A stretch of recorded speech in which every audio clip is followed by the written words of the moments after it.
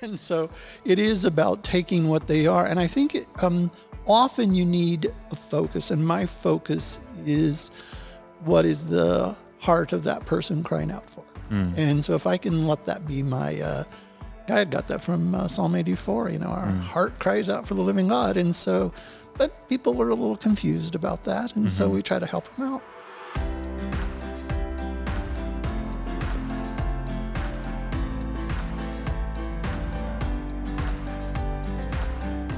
Welcome back to the Sandhills Podcast. My name is Pastor John. Today we are talking about an incredibly important topic, which is how does the Christian church and how should the Christian church address the LGBTQ plus community?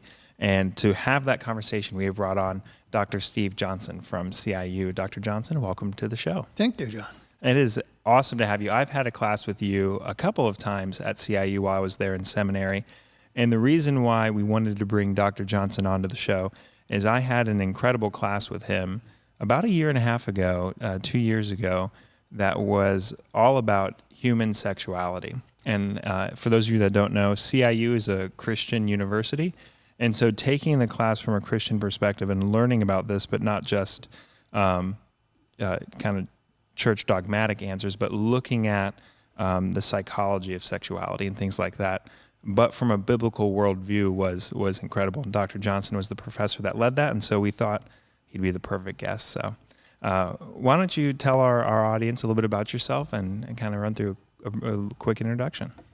Before coming to CIU, I was, a professor. I was professor at Indiana University. I taught philosophy and English comm. My background is in chemistry and psychology, and then when I went to grad school, I got the PhD in philosophy, and then went back and got another doctorate in psychology. I worked and I continue to work with the Albert Ellis Institute. Albert Ellis was the founder of all cognitive therapies, and so I studied under him, and he specifically had me work on how to integrate religious content and practices into psychotherapy. And it was the first time that he had ever looked at that issue, so it was great fun working all those years with him on that. And then I thought I was retiring, and I got hired at CIU. There you go. Yeah. That's wonderful. How did you, what was your journey of faith coming into ending up at a Christian university and as a Christian professor now? How did that come about? Yeah. Come from Jewish and Christian background, which meant that I had no weekend, So, but good preparation on both sides. I think in like a lot of people, when I was in undergrad and grad school, wasn't that really interested in it, and then just kind of started to grow into it and began to study my roots, both Jewish and Christian, and worked all that stuff out, and now I'm at CIU. Oh, wonderful. Well, when we talk about this conversation, what's the first thing that comes to your mind when you hear someone say, LGBTQ plus? The first thing is a big question mark, is where is this going to go? And are often discussions about this, I say, have to do with parts and pronouns. And so which way are they going to go? Are they going to kind of narrow that down to just talk about body parts in particular configurations, some of which are okay, some of which aren't? Or are they going to be concerned about pronouns and then look more at identity? So I'm always just curious about where that conversation will go. And how would you define LGBTQ plus then when we have this conversation? Yeah, I mean, as I tell my students who are there is the way scientists will tend to look at this, and then people need to figure that out from a faith perspective. And I, as you know, as a student, I really put the onus on the students to work work the ladder out. And I was just throwing a lot of science in there at them to try to help them be able to speak intelligibly to individuals that they're going to be around and are around all the time. So but there we do look at the difference in terms of, for example, like sexual orientation, whether it's like, and we put these on like a continuum from like pure homosexuality to pure heterosexuality. Most people, waffle on those ends, but there's a lot of flexibility even today. There's more flexibility than when I went to school in terms of people will openly say that they're fluid or queer so that they don't want they don't even like that continuum. They don't even like the label. So a lot of different categorizations out there, and I kind of take it as the person I'm dealing with right in front of me to say, what do they label? What label do they use? Because that's the starting point, right? Is to find that common ground of conversations, and help meet the people where they're at and have those conversations. Yeah, and oftentimes someone asked me not too long ago, what's it like to be a psychologist and work with someone? And I said, the best preparation is to watch Raiders of the Lost Ark. And there's this one scene I love where Indiana Jones is with Salah, a little guy from Egypt, and he goes, what do we do next? He goes, I don't know. I'm making this up as I go along. You know what I mean? And so it is about taking what they are. And I think often you need a focus, and my focus is what is the heart of that person crying out for. And so if I can let that be my... I had got that from Psalm 84, our heart cries out for the living God. And so, but people are a little confused about that. And so we try to help them out. Absolutely. And I think that's one of the biggest parts of this conversation when we talk about Christian engagement with the LGBTQ plus community. It can often, I feel when we look at how the Christian church in particular has handled this subject over the last 20 years, it's been very political versus very scriptural, as you can see. And I think back even to, in my own experience, when I was at Fort Leavenworth in Kansas as a kid in the military community, the Westboro Baptist Church would protest military funerals.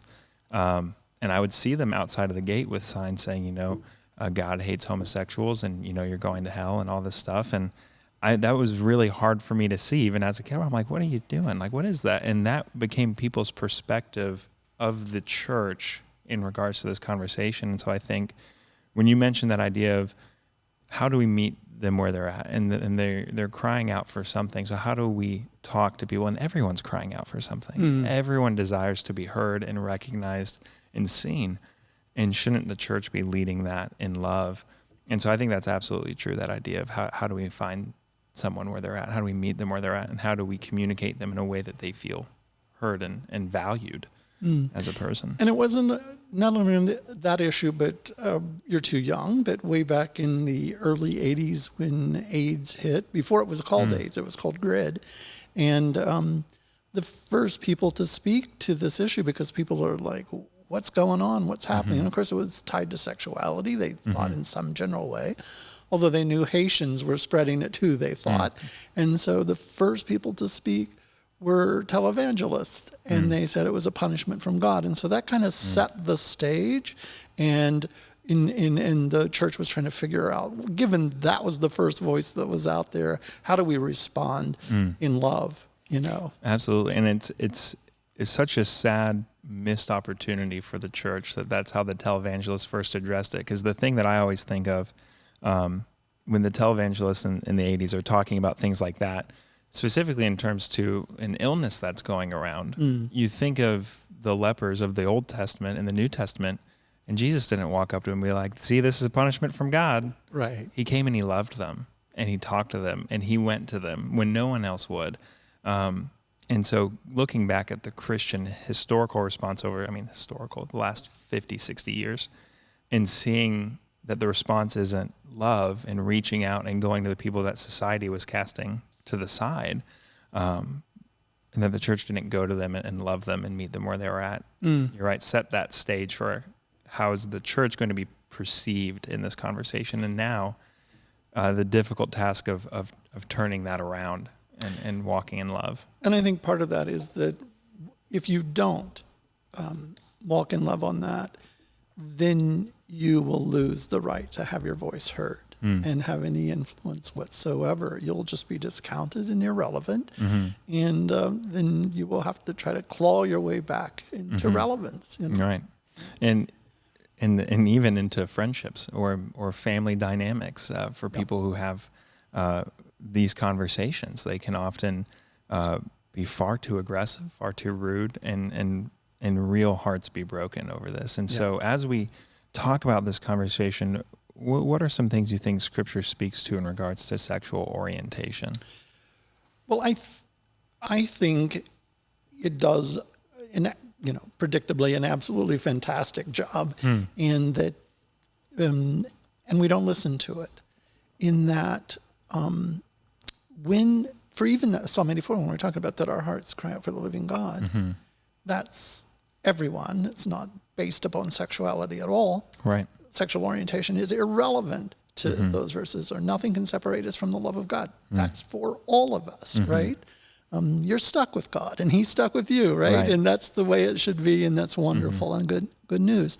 And I think what we tend to do then is to narrow the scope of the conversation. When Scripture's talking, really it's talking about where do we find our identity, right? Where do we find meaning and purpose in our identity? And it's so about relationship. But we, in a sense, decontextualize it. And as I was saying at the very beginning, I think the conversation then becomes about parts and pronouns. And that's not what God's about so much, about parts and pronouns, And that's problematical. We're talking about the whole person. And if I go back into the Old Testament, Torah, then when there's a word to describe humans, it's nephesh. It is one entity, one being. And then epistemologically later on, we carve that up into parts. But the reality is it created as one being, integrated. Absolutely. And that's that aspect of identity that Scripture speaks to identity. It's important. One of the greatest things that I heard, and this was on a panel of speakers, and Jackie Hill Perry was on there, and she's very famous for her book Gay Girl, Good God, where she talked about her journey from a homosexual relationship to her experience with the Lord, and now being in a heterosexual marriage. And it's been a landmark book in the last 5 years that's come out. But on that panel, someone said, and it was so well said, but they said, the world wants you to base your identity off of your sexuality, but God wants you to base your identity off of your spirituality. In essence, are you allowing your identity to be about Him and God, or are you allowing it to be about some aspect of yourself? And kind of taking a part of the whole and saying, this is the whole now. Yeah. And as a psychologist, I see this as problematical, whatever your sexual orientation is, that if I look at it just in terms of emotions, if those individuals who tend to gravitate more toward depression and anxiety, et cetera, one of the things that we need to do, and especially in treating people with PTSD who have been tremendously shattered, and the sense of self has been deeply wounded and they're highly symptomatic, is we find that we need to move them beyond the brokenness to these transcendent values. And where are we going to get transcendent values? Right, absolutely.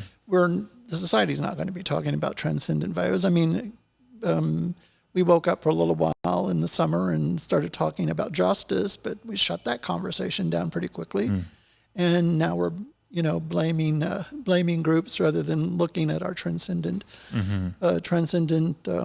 values. And so I think it is the responsibility is kind of on us. I mean, there have always been these voices that are saying, it is about relationship and relationship with each other, God, and those transcendent values, right? And if we can do that, then all kinds of benefits come. Even if we go all the way back to Martin Buber, a wonderful Jewish writer who wrote a book called I and Thou. I mean, a Christian could have written this book, right? Anybody. But it is about how am I going to be in relationship to you? Am I going to be in relationship to you in your wholeness? or am I going to be seeing you as an it? You know? And if we just reduce someone to the object of our, sexual desire or whatever, we have reduced them to an it rather than into a whole thou, and have a whole relationship. And in psychology, we call this psychopathology. If an individual in relationship to another person has sexual gratification over a part of the individual rather than the whole, and cannot be in relationship to the whole, we call that a paraphilia, right? It's a diagnosable condition. So this is problematical across the board. And so I think if we can move people to the transcendent values and really authentic relationship with whole people, then we could do far better. Absolutely. And that's where it seems the church, by and large, has had such difficulty, is looking at someone more than just their sin.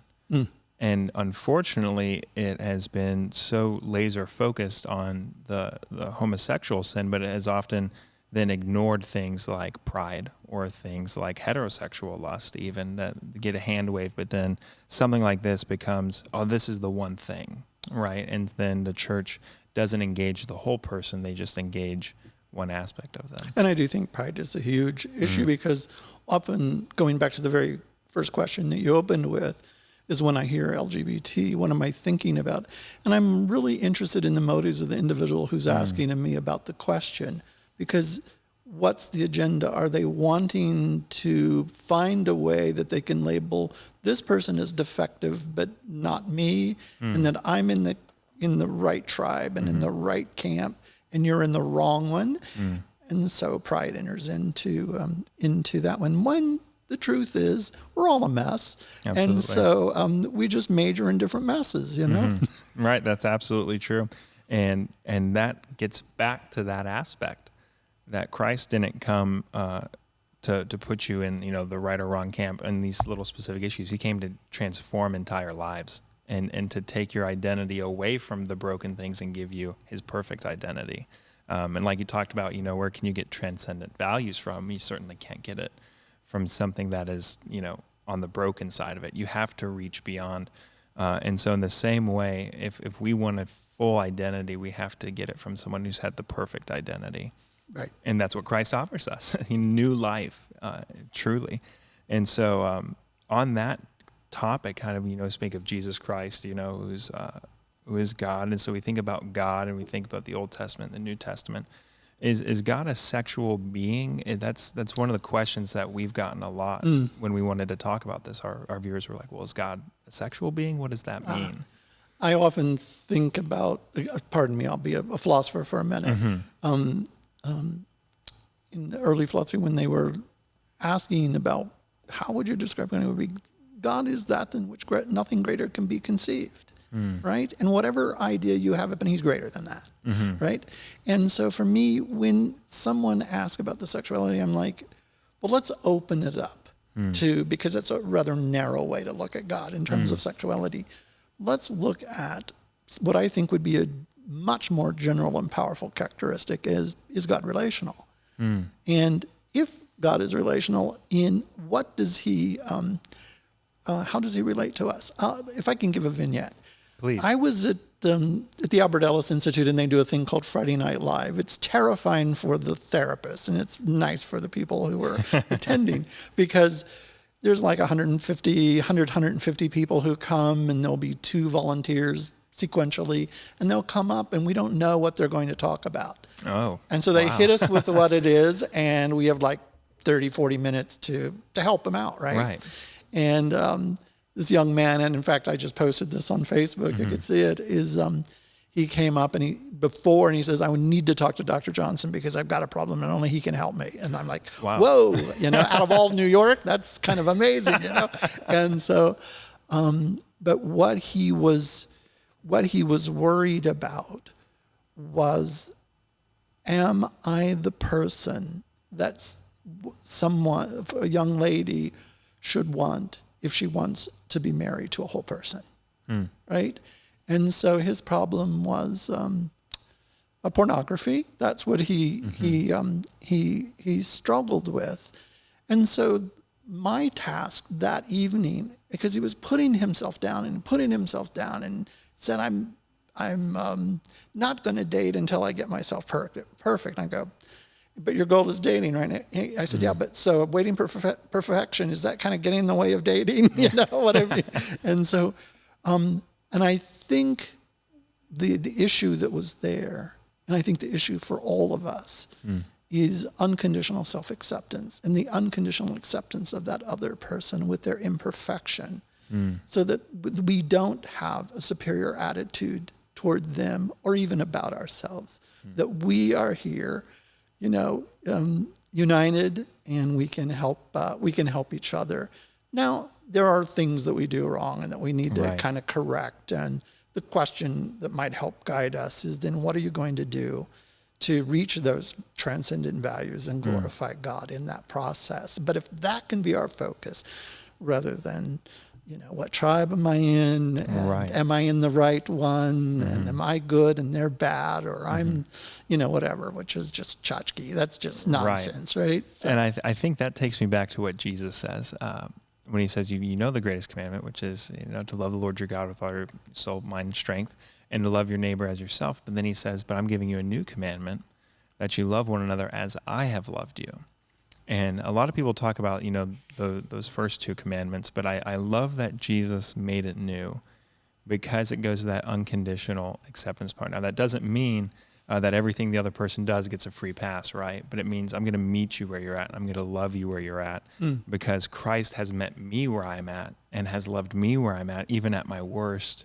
And he has walked with me through those times and has, again, those transcendent values. He has taken me to those places as I've allowed him to take me. And so I think that's an important thing for Christians to remember as well, especially in addressing this topic, is remember where Christ has met you, and love the other people as he's loved you first. and I like that passage, and it begins with a prayer that is a prayer that Jews say several times a day. Hear, O Israel, the Lord your God is one. Therefore, thou shalt. And so it is like, let me set the stage with who I am, you know, the one God, the transcendent among all transcendent. All transcendentals are in him and from him, right? And so let that be your focus. Right. And there are consequences, because this one is a relational one, and I am making you relational beings too. Right, absolutely. And so when that goes back to the question of, you know, is God a sexual being? You look at him and you say he's a relational being. And when Moses asked him, you know, who am I? When they ask me who sent me, what do I say? You know, it doesn't say, oh, he sent me, she sent me.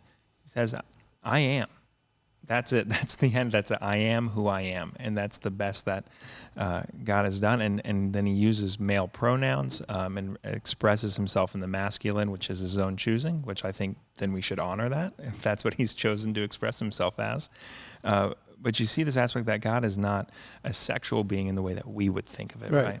But he is a loving God, and he wants relationship with us, and he's wanted that since the beginning. Yeah. And to try and pinpoint God to just a sexual being would be to make far too little of his glory, right? Yeah. And I like that I am.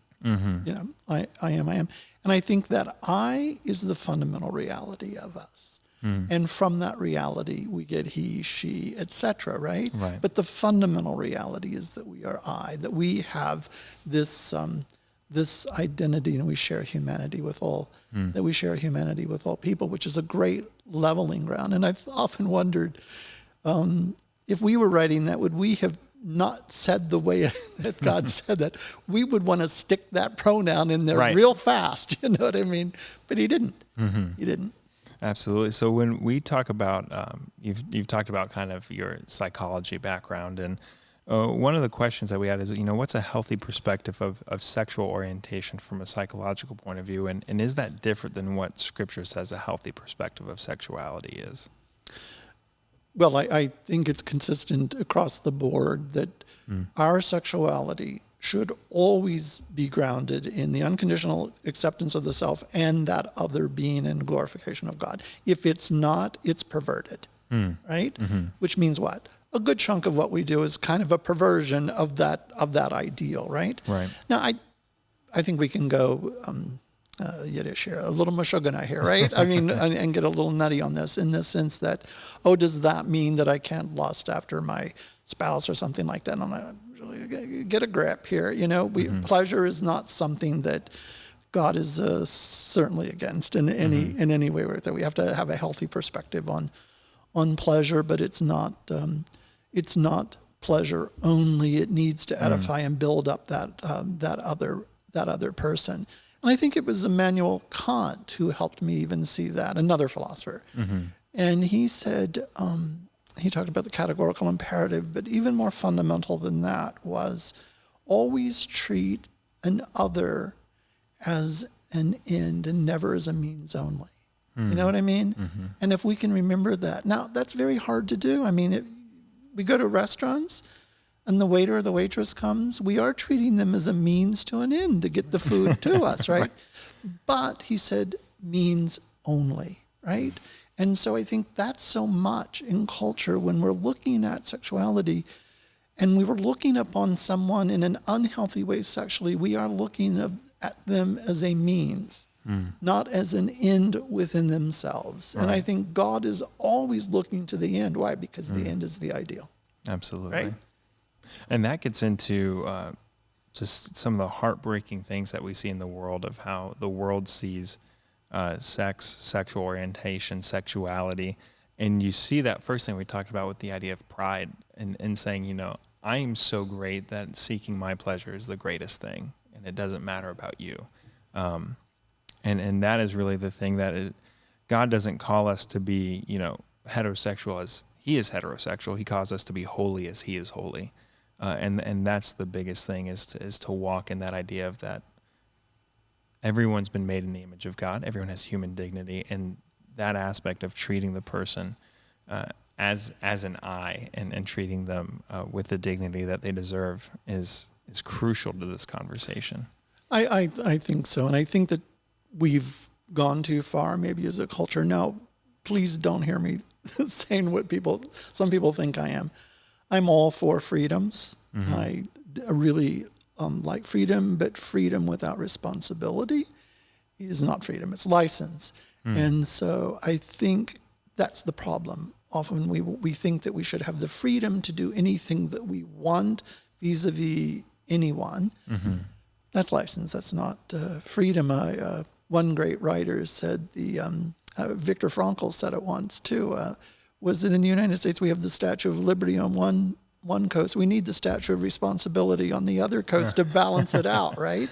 Because we don't like that. We want our freedom, but we don't have the responsibility. But that's not to be a mature human being, and that's not being a person of faith. Absolutely. One of the other questions that we've gotten was about the historical psychological perspective of LGBTQ plus issues.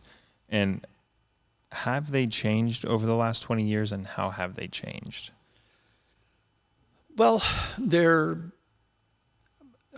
psychology, you know, as a science, we will never say this is the way it is and this is the way it is forever, because we would see as a science, you know, when we're looking at things scientifically, we kind of asymptotically approach the truth, realizing that science will never get you to the full truth, right? They're doing the best they can, and science does help. I mean, it's helped us during COVID. It's doing all kinds of things. I always say science is keeping this old body alive because of all the pre-existing conditions that I have, et cetera. But there's also culture, and culture and psychology kind of influence each other. And so right now, for example, on sexual identity or orientation, especially on the issues of gender, in psychology, we tend to say that that gender is culturally a cultural category, and that sex is a biological category, and that those two are quite different. And I think the trouble is in when Christians will see an identity relationship between those two, that right now the culture separates those two, and psychology will tend to separate those two, makes it very difficult to have conversations. And then we get trapped in the categories and don't realize we need to kind of move beyond those categories and use those conversations that start with those categories as opportunities to reach out to that person in love. Absolutely. So, I mean, that really addressing the idea of how should the church engage these conversations. Again, we get back to that whole aspect of truth with love, of saying, even if a Christian disagrees with the lifestyle, walking into that conversation with love in mind and not, I'm gonna fix you into what I think you should look like. There was a wonderful thing that I saw. It was at a street fair, and I think there was a whole section that was LGBTQ, and the church, I think it was an evangelical church, went and set up a booth so that people, that the LGBT members in that community could come in so that the church could confess their sin to the LGBT community. Wow. And there were many tears from the member of the LGBT community who were deeply touched by a church that will see its flaws and that reach out to individuals in love. So I think we, in the church, a synagogue, mosque, whatever, have some confessing to do, right? We're not declaring individuals to be, everybody on the other side is right or wrong, et cetera. I don't even like to look at the other side. You know what I mean? I'm like, we're in this together and we can help each other. But I thought that was a nice act to engage in, and it comes from an attitude toward the other person, right? And an attitude toward the self. Right, absolutely. And I think that's a part of the conversation as well, because one of the things that I hear when someone's asking, well, if I'm evangelizing to a friend of mine and telling them about, who Jesus is, and I know that they're a practicing member of the homosexual community, and they ask me, well, do I have to be straight now? How do you answer that question? And I think the biggest thing is, when we talk about Jesus and offering someone salvation, the goal is not to create someone that looks like you, it's to create someone that looks like Christ, and to allow the Holy Spirit to talk to them and speak with them and move them and guide them along and raise them up in sanctification. And it's our job to walk in love alongside them. I think that's one of the big conversations that people need to have when it comes to evangelism, is that idea of, okay, I'm not trying to recreate myself here. I'm trying to recreate Christ. And again, go to those transcendent values that Christ has given us in the Word. And I think those conversations, we should, who am I to say that we should, but my recommendation would be that we don't see this as a one-time thing, but this is a process. This is life. Yeah, and we can't rush that. If we do, then I think that comes out of unhelpful beliefs that I've got to do it right now, and that's terrible if we don't. Easy, the world doesn't depend completely on you here. Right. We're going to take this slowly. And I was at a friend of mine who was a pastor, and I went to his church on Easter, and there was this individual that was really angry and ran out of the service, and so they said, someone came over and said, "You're a psychologist, aren't you?" And I went, "Yeah, what's wrong?" And so this guy came over, and he was really, really upset, and that the pastor didn't give all his presuppositions for the sermon. And I said, "Come on, man, why would he do this? He's got an audience that already knows the presuppositions. What I mean? Why would he spell this out?" And he says, "But he just said that people are going to get sucked up into the sky." And who believes such a thing? And I said, "Man, there's a lot that needs to be talked about before we worry about sucking up into the sky." You know what I mean? This is a process, and there's so many more fundamentals. And if we start getting caught up in things before we talk about the basics and even about basic relationships and love and again, that unconditional acceptance of that other person, then we, really get ahead of ourselves. And I think often my experience as a psychologist is when people come to me, they want to know whether I'm a safe person to unburden, and that part of my goal as a therapist is to sit there and listen and not run out of the room. You know what I mean? Right. Because we hear some amazing things, but they want to know that they can be loved unconditionally. And that's a powerful, powerful experience. And it's really sad in many ways that we have to pay for that relationship in the world. Look, I mean, I deal with mental disorders. We will need professionals there, but a lot of what I have to do can be done by other people if they will just listen very deeply and non-judgmentally. Absolutely. And I think as Christians seek to engage conversations with people who, they would see, this is a sin, and they would say these things. Well, you should, when Christians think about this, we should engage this conversation the same we would with any number of sin. If someone's a glutton, if someone is prideful. Now you're just meddling. Right? Is whenever someone is having these struggles, right, to overcome sin and temptation, be the safe place to let them feel loved and to listen, because again, our job is not to convict, but to walk alongside and, like you said, love and accept them, because it's the Holy Spirit's job to convict and to change and to transform. And when we help that process by being a brother or a sister in those moments, I think that the Spirit's glorified and can do its work even better as a person knows that there's community and a safe place. And so as you mentioned, is the church going to be marked as a safe place of loving people that will listen and allow you to talk and share?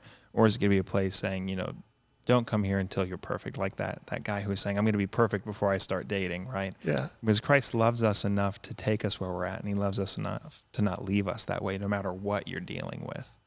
And it just makes sense. If we think about how we approach a stranger, like, hi, how you doing? It's, and so if someone tells us, I'm in the LGBT community, and we go after them, that's like telling someone, well, your dad's a pedophile and your mom wears army boots. Do you want to join a church? I mean, come on. Right. It doesn't go that way. Right. Absolutely. Yeah.